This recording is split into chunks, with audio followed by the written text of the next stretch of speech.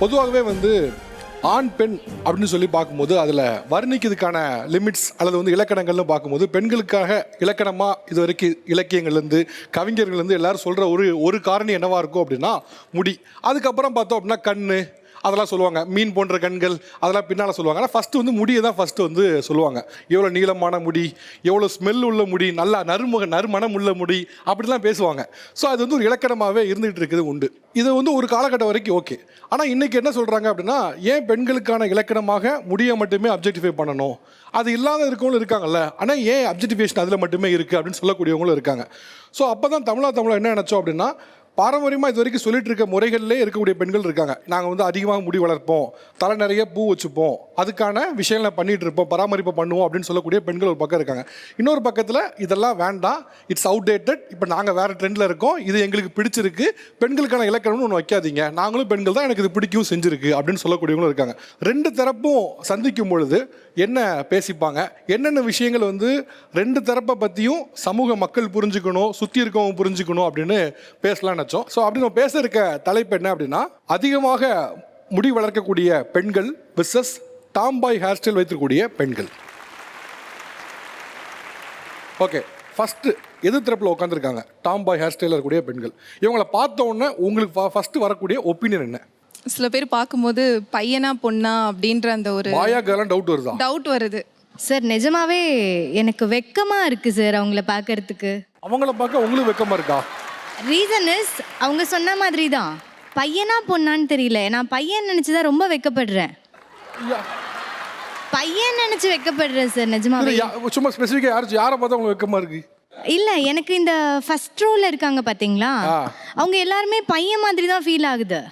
இந்த சைடு உட்காந்துருக்கவங்க வந்து எப்படி எல்லாம் அட்ஜஸ்ட் பண்ணிட்டு அப்படி உட்காந்துருக்காங்க. ஆனால் அந்த சைடு பார்த்தீங்களா எல்லாம் ஃப்ரீயாக உட்காந்துருக்காங்க சார். எந்த ஃபீலும் இல்லை சார். அவங்க சொன்னாங்க பார்த்தா பசங்க மாதிரி தெரியுதுன்னு. அவங்க பார்க்கறதுக்கு மட்டும் இல்லை, அவங்களுடைய செயல்கள் எல்லாமே வந்து பசங்க மாதிரியே தான் இருக்குது, பொண்ணுங்கன்ற ஃபீலே இல்லை. என்ன செயலை பார்த்துட்டீங்க? இப்போ ஒன்றுமே இப்போ அவங்க நடக்கிறது, அவங்க பேசுறது, அவங்களுடைய ஆட்டிடியூட் எல்லாமே வந்து பார்த்தீங்கன்னா ஒரு பசங்க மாதிரியே தான் இருக்க ஒழிய ஒரு பெண்கள் மாதிரியே வந்து அது இல்லை அவங்கள பார்த்தா. ஓகே, முதல்ல வந்து இவங்களை பிடிச்சிருந்தது, அட்ராக்ட் ஆச்சுன்னு சொன்னீங்க. வேற யாருக்கெல்லாம்? வேற மற்றவங்க யாரு சார்? அந்த ஆரஞ்சு கலர் டாப் சார், கார்னரில் அங்கே செட்டில் பார்த்தோன்னே அவங்கள கவிதையாக வந்துருச்சு சார் எனக்கு. கவிதையா? அவங்க பார்த்தோன்னே சார், ஆக்சுவலாக பெண்ணே வடிஞ்சு வச்சுருக்காங்க, சங்க இலக்கிய பாடல் நூல்கள்லாம் இருக்குது. ஆனால் அதை வந்து இவங்க பெருசு பண்ண மாட்டேன்றாங்க. அவங்கள பார்த்தோன்னே முதல் பார்வையில் மயங்கினேன், அடுத்த பார்வையில் தயங்கினேன், அடுத்த பார்வையில் பழகினேன் அப்படின்லாம் கவிதையெல்லாம் எழுத ஆரம்பிச்சிக்க சார். இல்லை சார், ஆக்சுவலி அங்கே வந்து கவிதை சொல்லிட்டு இருந்தாங்க. நான் அப்போ உங்ககிட்டயா? ஆமாம். எப்போ இது? எப்போ? அங்கே மேக்கப் ரூமில் ரெடி ஆகிட்டு இருக்கும்போது. ஸோ நான் வந்து ஃபர்ஸ்ட் ஆஃப் ஆல் அப்ரிஷியேட் பண்ணேன். லைக் ஒரு கேர்ள் வந்து இன்னொரு கேர்ளை பாராட்டுறது அதுக்கே ஒரு பெரிய மனசு வேணும்னு சொல்லிட்டு.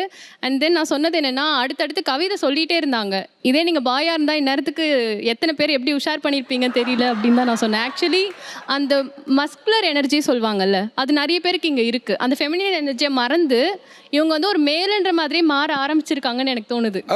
ஃபெமினின் அட்ரிபியூட்ஸ்லாம் மாறி மஸ்குலரா மாறிட்டாங்க நினைக்கிறீங்களா? அது எனக்கு அப்படி ஃபீல் ஆக ஆரம்பிச்சது. நீங்க ப்ளஸ் நினைக்கலாம் மைனஸ் நினைக்கிறீங்களா? உங்களுக்கு ரெண்டுமே இருக்கு சார். இப்போ வந்து இந்த ஒரு சர்டன் ஏஜ் வரைக்கும் வந்து இது ப்ளஸ் தான்.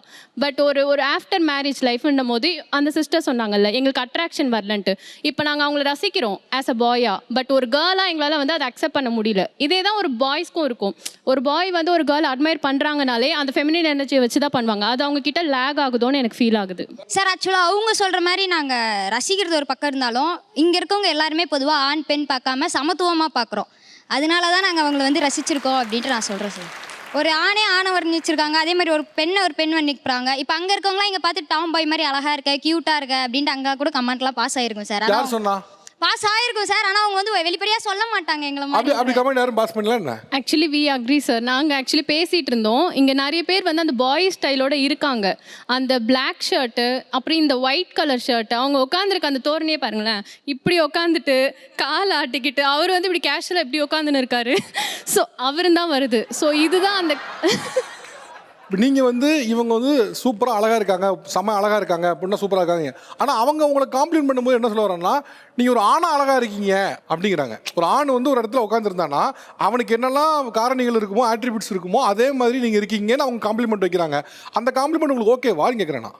எனக்கு அது ஓகே இல்லை சார். ஏன்னா காம்ப்ளிமெண்ட் ஓகே இல்லை. ஆமாம், ஏன்னா நான் வந்து இப்போ நான் எப்படி என்னை ட்ரெஸ் பண்ணி என்னை போர்ட்ரே பண்ணுறேன்றத அவங்க அப்படி பார்க்குறாங்கங்கிறதுக்கு நான் ஒன்றுமே பண்ண முடியாது. எனக்கு என்னோட பியர்சிங்ஸ்லாம் பிடிக்கும், என்னோட ஃபெமினைன் சைடை வந்து நான் எம்ப்ரேஸ் பண்ணுவேன். இது எனக்கு அழகாக இருக்கும்.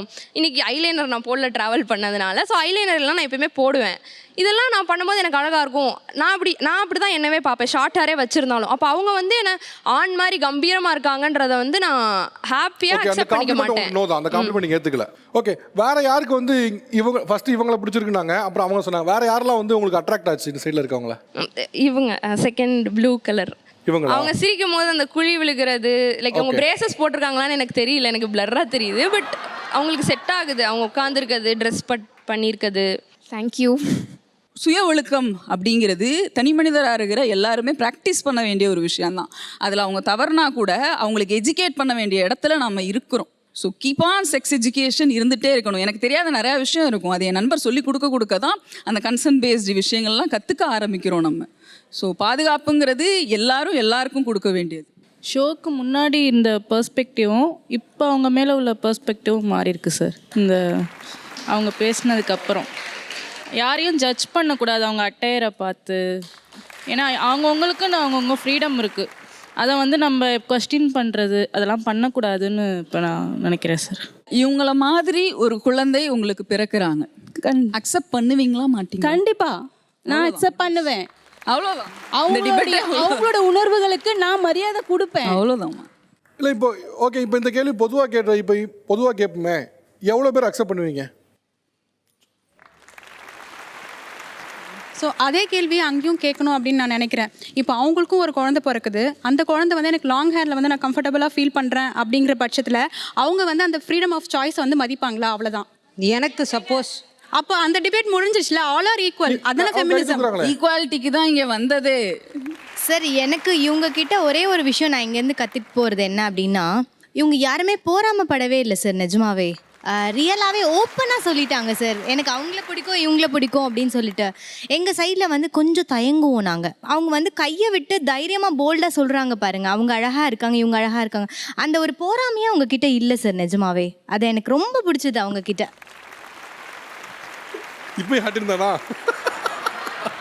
சார் ஆக்சுவலாக எனக்கு இங்கே இருக்க யார் மேலேயும் பொறாமையா இல்லை, லைக் ஆரியா மேலே தான் சார் பொறாமையாக இருக்குது. ஒரே போட பிடிச்சது. மைக்கேல் ஜாக்சன் மாதிரி ஃபீல் ஆகுது. வந்ததுலேருந்து சொல்லிகிட்டே இருக்கேன், லைக் ரொம்ப அட்மையர் பண்ணுறாங்க அவங்க என்ன. இவ்வளோ நேரம் அவங்க அவ்வளோ உணர்ச்சியாக பேசினா இப்போ ஒன்றுமே இல்லை. சொல்லுங்க, என்ன சொன்னீங்க? உங்க ஹேர் ரொம்ப நல்லா இருக்கு. வெக்கமா இருக்கா? இது சொல்ல மாட்டீங்க. ஆமா, வெக்கமா தான் இருக்கு ஆக்சுவலி. இல்லை, ஆர்யா சொல்லியிருப்பாங்க தோற்றத்தை விட அறிவு தான் அழகு அப்படின்ட்டு. ஒருத்தவங்க தோற்றத்தை விட அறிவு அழகுன்னு சொல்கிற நீங்கள் அழகாக தெரிஞ்சீங்க.